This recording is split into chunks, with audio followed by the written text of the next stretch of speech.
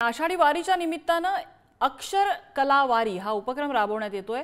शीतल तारा कॅलिग्राफीच्या माध्यमातून पंढरपूरच्या वारीची परंपरा आणि संत साहित्याचं वैभव जगभरात पोहोचवलं जात आहे। मूळची मुंबईकर असलेली शीतल सध्या अमेरिकेतल्या बॉस्टनमध्ये स्थायिक असून गेली 12 वर्ष स्व-अध्ययनातून सुलेखनाचे प्रयोग करते। यात पंढरपूरच्या वारीच्या काळात दररोज एक अशा प्रकारे 20 संतांचे 20 वेगवेगळे अभंग आणि त्यासोबत विठ्ठलाचं नवं रूप रेखाटलं जात आहे।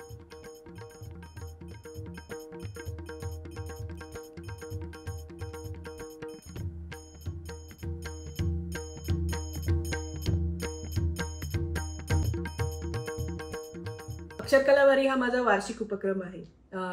हा उपक्रम ज्या दिवसापासून तुकोबांची पालखी पंढरपूरकडे निघते त्या दिवसापासून ते आषाढी एकादशीपर्यंत सुरू असतो। याच्यामध्ये मी काय करते तर 20 वेगळ्या संतांचे अभंग घेऊन मी त्याचं सुलेखन करते आणि मी त्याच्या सोबतीला विठ्ठलाचे 20 इलस्ट्रेशन्स करते।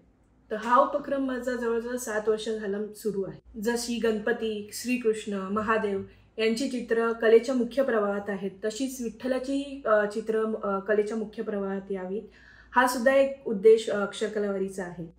काही मोजक्याच संतांचे अभंग गायले गेलेले आहेत आणि तेच लोकप्रिय आहेत, पण महाराष्ट्रामध्ये जवळजवळ 50 संत होऊन गेलेले आहेत आणि त्यांचं खूप मोठं संत साहित्य आपल्याकडे आहे।